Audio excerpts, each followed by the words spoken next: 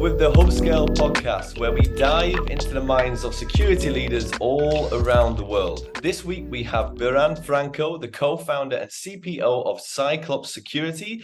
They've just came out of stealth mode and are creating a new category. Biran is super excited to have you on the show today. Likewise. Thank you for having me. It's an exciting times for me personally and for us in Cyclops. It sure is. It sure is. So I guess everybody who doesn't know Biran and Cyclops, it'd be great to hear a little introduction to yourself. Okay, so I'm more than a decade in cybersecurity. In my previous positions, I was in Perception Point, head of product in Perception Point. Then I moved to Sentinel-1, become director of product. Then I moved to Microsoft to be one of the lead PMs for Microsoft Defender for Endpoint. And in my last position, before I opened Cyclops, I've been the VP product of Axonius. So it's quite a time in the cybersecurity domain. Yeah, no, for sure. I've known Axonius for a while, and that was I can imagine that was a super interesting journey as well. But take me back to your early days, Biran. How did you get into security? Basically, most of my adult life, I wrote code, and it was like kind of I can call it like a small hacker. Getting into the Wi-Fi's and do like all of the small and nonsense, etc. So it was quite obvious that in the minute that I will be grown up, I will get into this industry. And in the minute that I had the opportunity to get it, it was amazing. It was like a perfect match. And from this moment, I'm not letting it go. I'm there. Yeah. No, I love it. And super exciting stuff with Cyclops coming out of stealth last week. So just tell me more about you guys and what you're kind of addressing in the marketplace.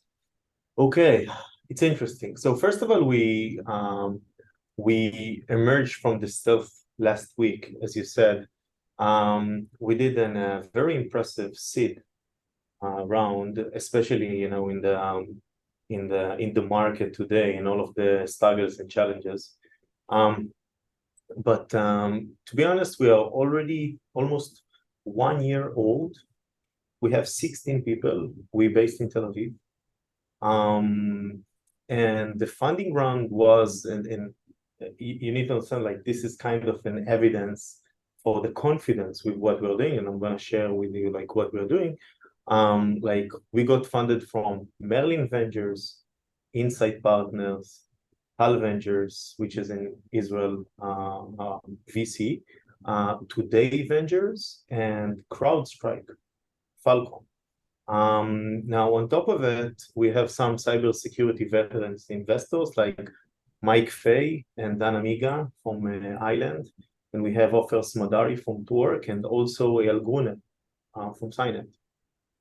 So it's extremely exciting. And what we are doing, like, I will try to do it like easy as possible. So Cyclops is a contextual cybersecurity search platform that offer an intuitive, user-friendly search engine powered by Gen AI to answer critical and timely questions about the state of the organization's security posture without the need to do any forensics or SIEM expertise. Okay.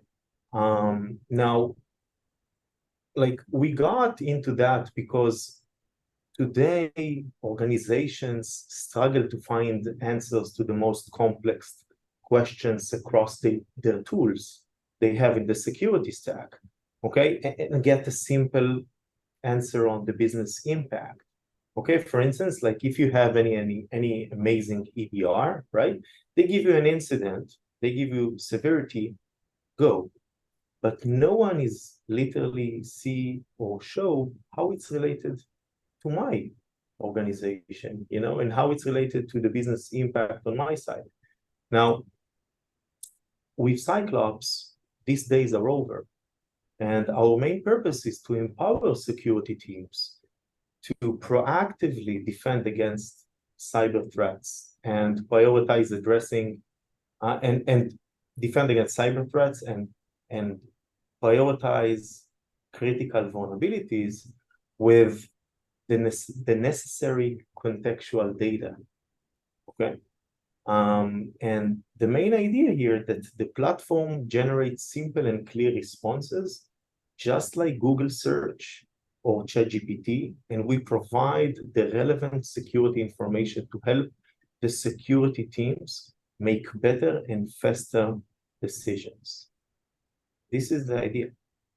Now, like as I said, the main thing that we had as the founders, like we wanted to solve a gap, okay, where we all suffered from in all of our other, you know, other roles that we have.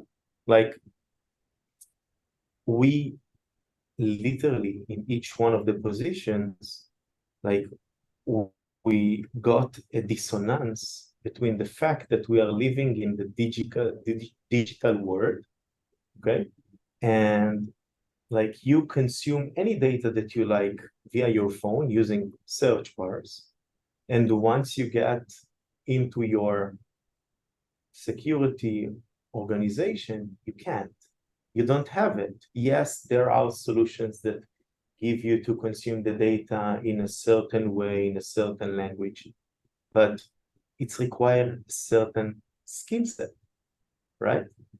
And basically, we draw our inspiration from Google groundbreaking revolution in the contextual search, like it was almost, I think, 2 decades ago, right?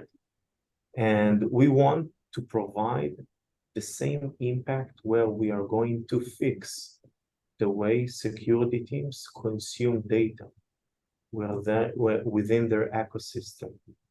Okay, in this way you get the ability to be much more productive.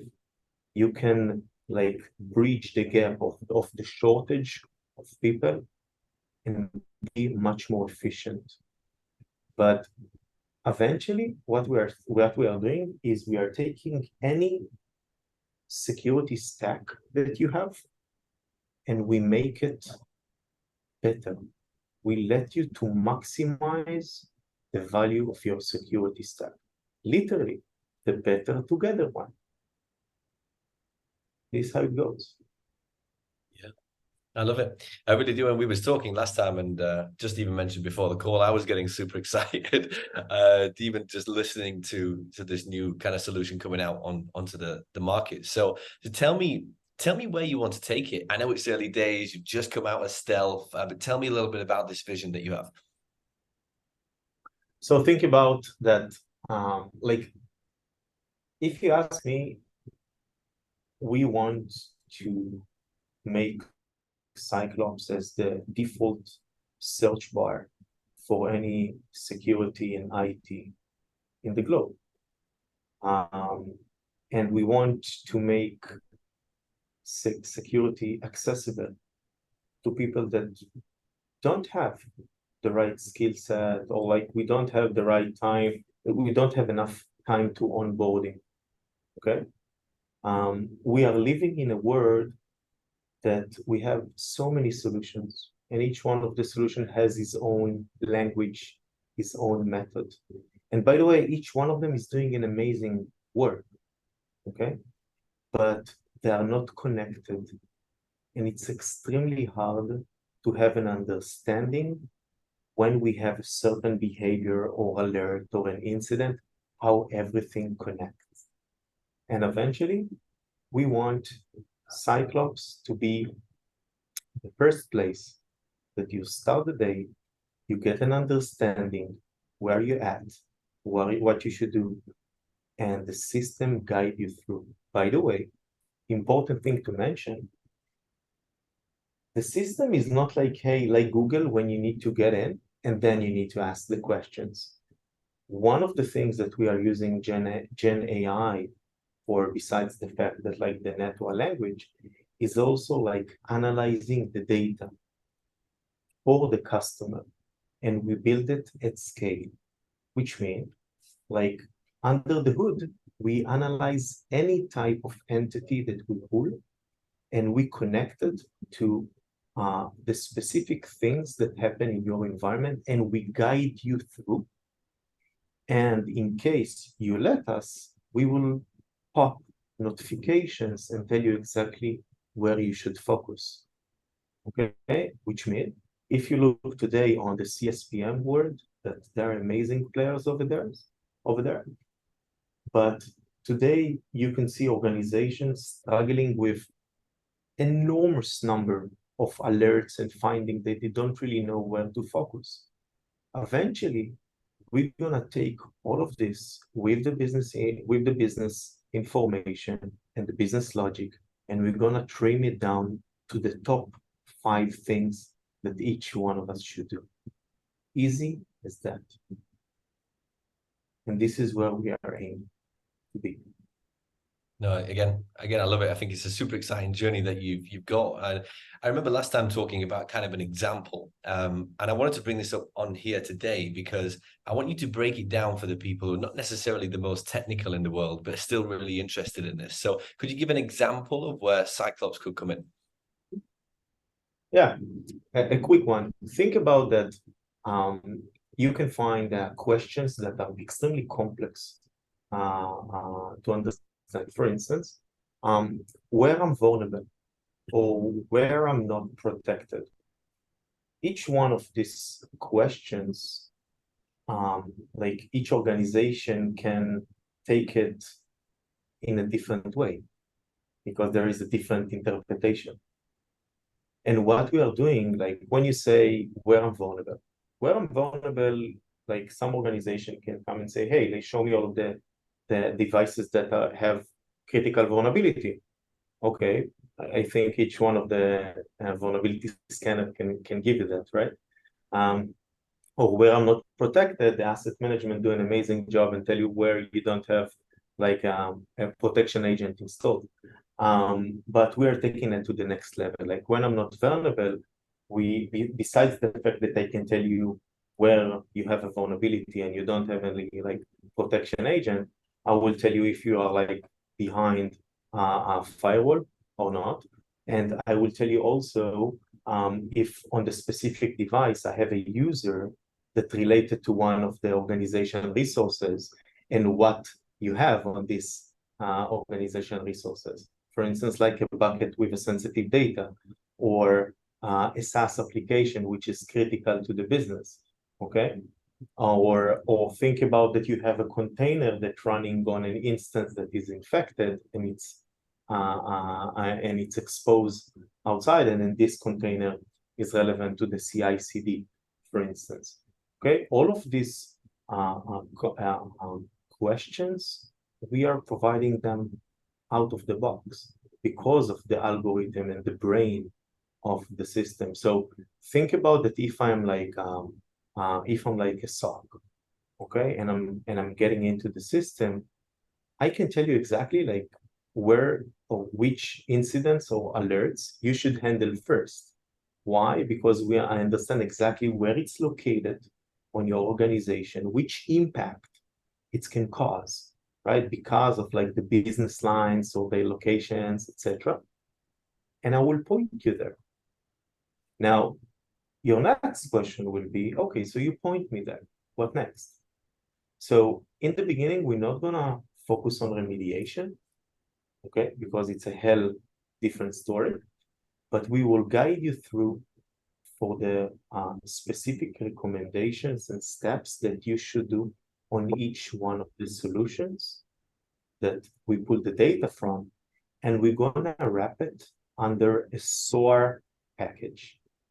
So you can push it into Torque or XOR or others, you will validate it, and you will run it. Simple as that. Very exciting. No, it is. It is, and it kind of goes into the next topic pretty well, but because creating a new category can be tough, right? I've had multiple CEOs on co-founders from cybersecurity and DSPM and these type of new areas.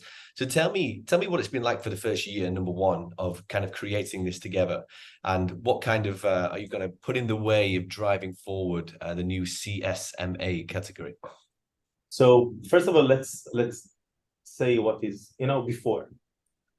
In the beginning, we didn't thought about like we're gonna have a fit to a certain category or approach. We ran that by mistake, by the way. But when we saw it, it felt like it's exactly what we're doing. And CSMA, it's a cybersecurity mesh architecture. And what it is, first of all, it's raised by Gartner at the 2022 top strategic technology trend report.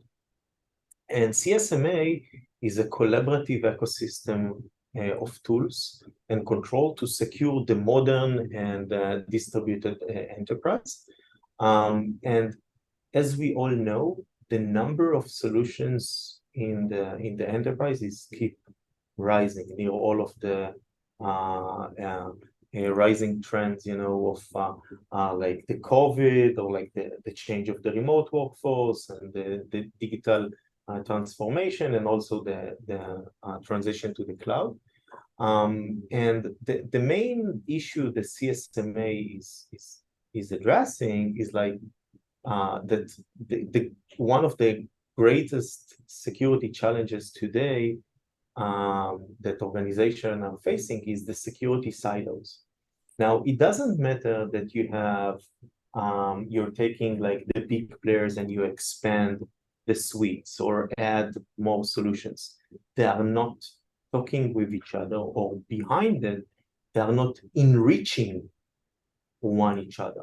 Okay, it doesn't matter like talk, just connect schemas.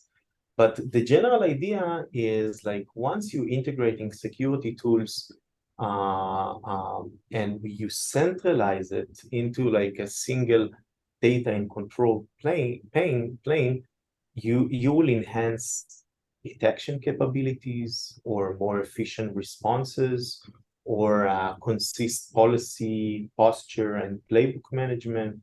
And beyond it, more adaptive and granular access control, which all leads, by the way, to better security.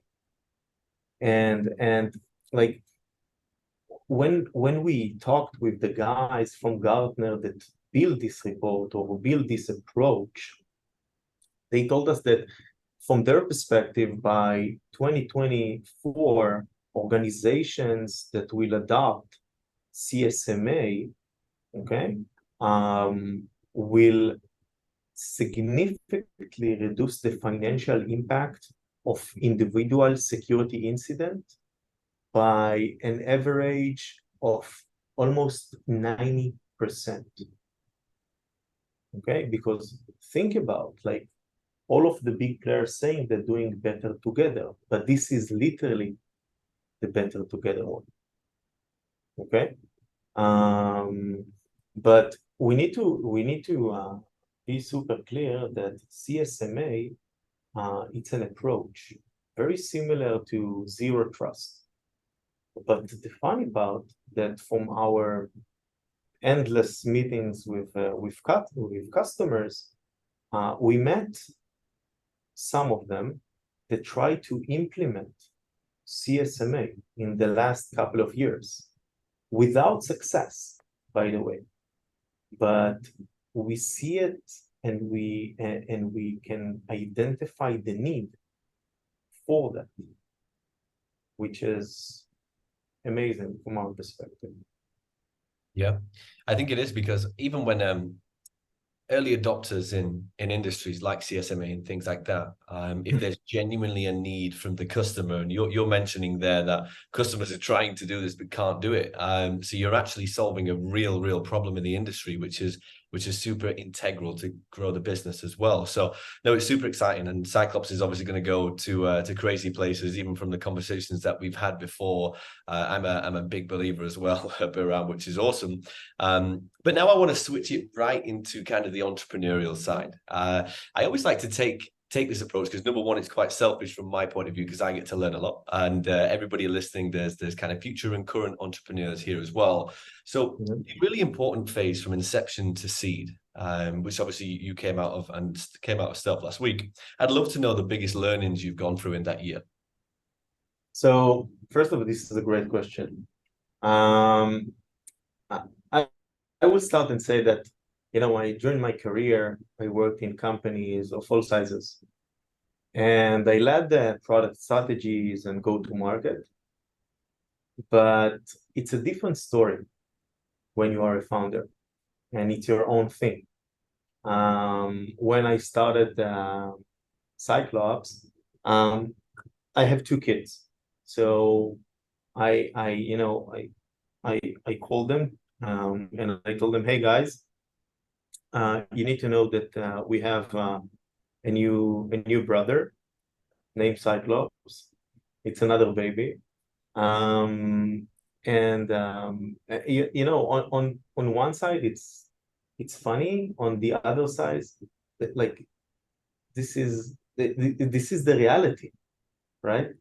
And for my end, because I'm a first timer, everything we achieve here, it's exciting, and we learn new things every day. You literally do everything by, like, in your 2 hands, right? Eventually, one of the most exciting things here that we focused on a problem that we wanted to solve. Like, this is something that we found it disturbing, and on any product we worked on, we want to ask these questions, and it was absurd to us that you can do it today. So it was like a great starting point in one hand. On the other, in the beginning, it wasn't that straightforward. It was a bit hard, a bit complex, because, like, eventually you get into the industry and the situation in the market today that security practitioners just want to consolidate, and they ask, like, hey, how you save me money? And the entire process of, like, and we're still there, like, building a product market fit, or like, trim down, like, the value that you provide was challenging on one hand, but we made it.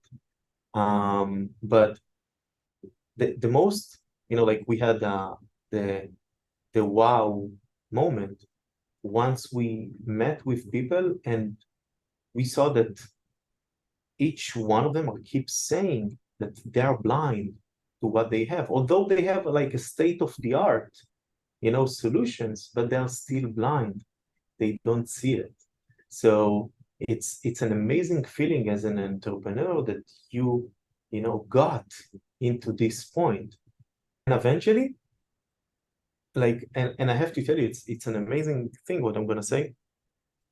We saw that people become super excited when they write a question and they get an answer.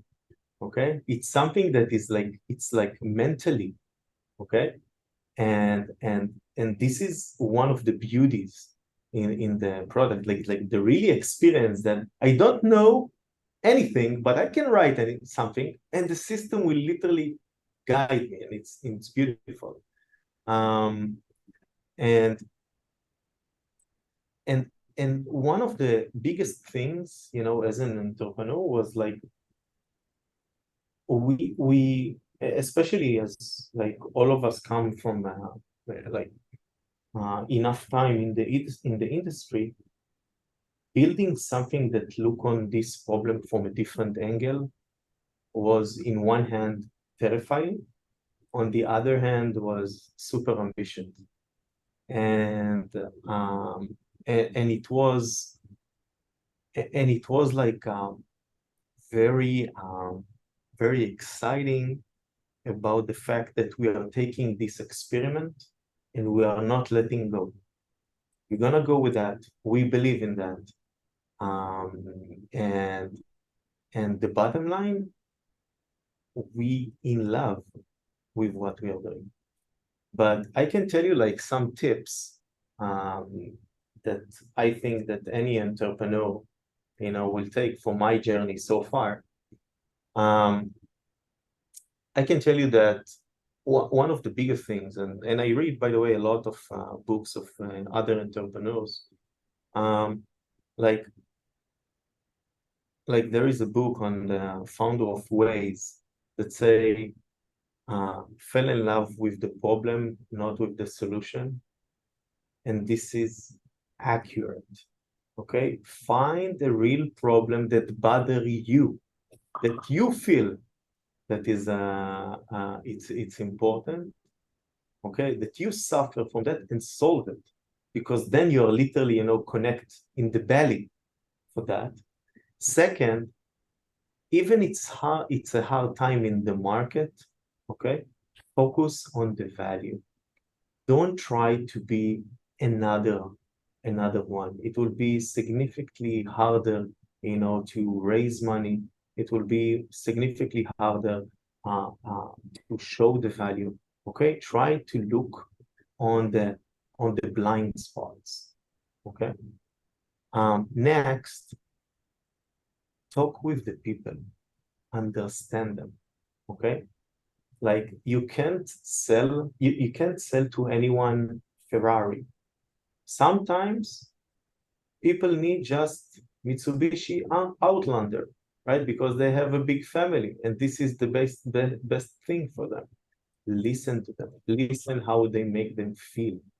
Okay? Because eventually people buy things because the feeling that it's given, because of the experience, and this is the important thing. Two last points. One, trust your team. Share the vision. Take them to the journey and how you see it in your eyes. Because it's extremely important, for their dedication, okay, and how they're feeling part of it. By the way, there is no magic. It's never going to happen in like, hey, one day. There is like so many complexities along the way. So focus on do things in small steps. And by the way, share it with your team. Explain, hey, we want to build a city, but now we are in a desert. So there is like steps. We go to a tent, to a small house, etc. Right? And last but not least, do all things with love. Be in love with the product. Be in love with your team. And in this way, you will success. People are feeling that. That's it. Yeah. Well, no, amazing advice. Amazing advice. I love the part there where you mentioned, yes, you need, well, this is how I broke it down. Yes, you need that long-term goal. Make sure you're stepping 1 foot at a time rather than rushing anything, because that's when problems do occur as well. And it's amazing to have the team around you as well, isn't it, Biran? So that's awesome, and really, really good advice as well. I guess just touching on one of those points, you mentioned the founding team there. I think it's so important, especially from all the conversations I've ever had, that founding team, that team that you built from the early days. You mentioned you've grown to 16 people in that year. How has it been attracting talent to the business? So it's all about, I'll take it from a different direction. Most of the people that we have here came from big enterprises. And why is that? Because sometimes people, want to stretch themselves outside of the comfort zone and want to challenge themselves. One. Second, all the people that we hired fell in love with our solution and fell in love with the way we are doing things or aiming to change the cybersecurity landscape. And eventually, as a fundamental need, they want to be part of it, right? But if you ask me, like, what brought people here as employees, we see them as partners. We are all partners here. By the way, we are not a family, because a family you don't choose. We are a basketball team. Each one is an amazing in his position. Um, and this is the best combination that we can have. I love it.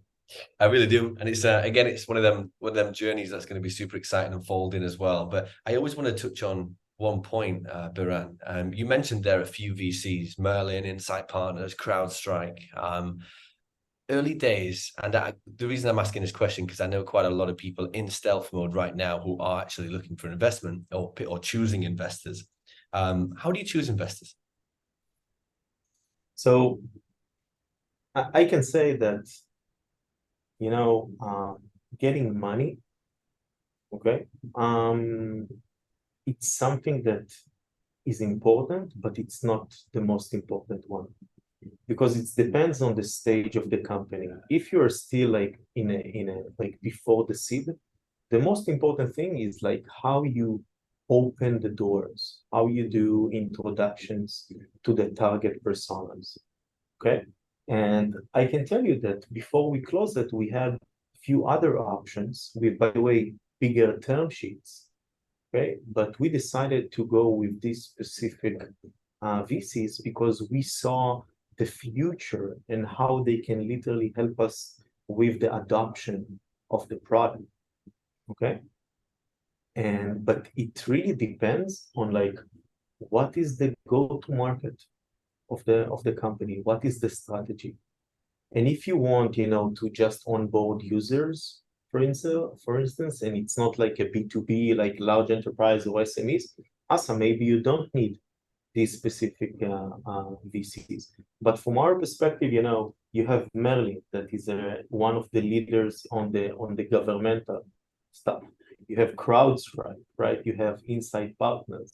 So each one of these VCs, come from a specific purpose with a specific potential. By the way, they know it, right?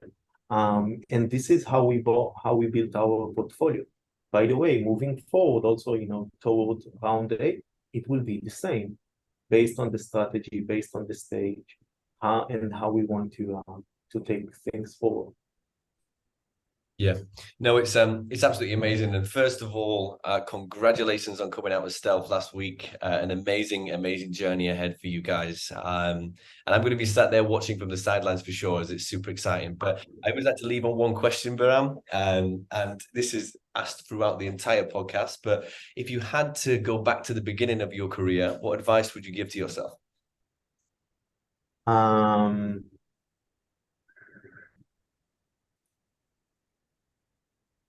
Keep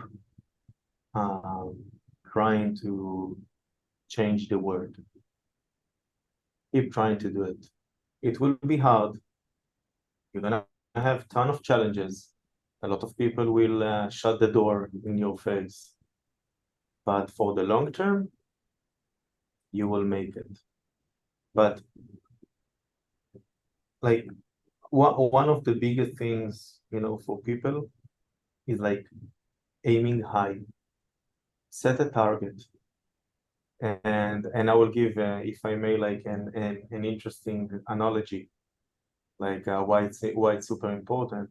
When I had my driver, license training, and you drove straight, I saw myself, on the road, like taking right and left, like I wasn't very stable. And then my teacher looked at me and said, "Hey, can you see the point over there, far away? Go there." And in a magical way, you go straight. You're not going right and left. And it's the same for the career. Like, aim what you want to do, okay?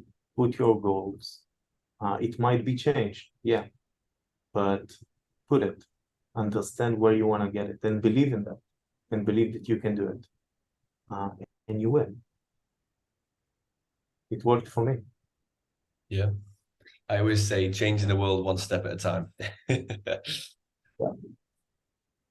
But no, appreciate it. Well, thank you so much for coming on the podcast today, Biran. Like I said, congratulations on all success and for the future as well. But I'm sure we'll do one later down the line once things are even bigger than they are today.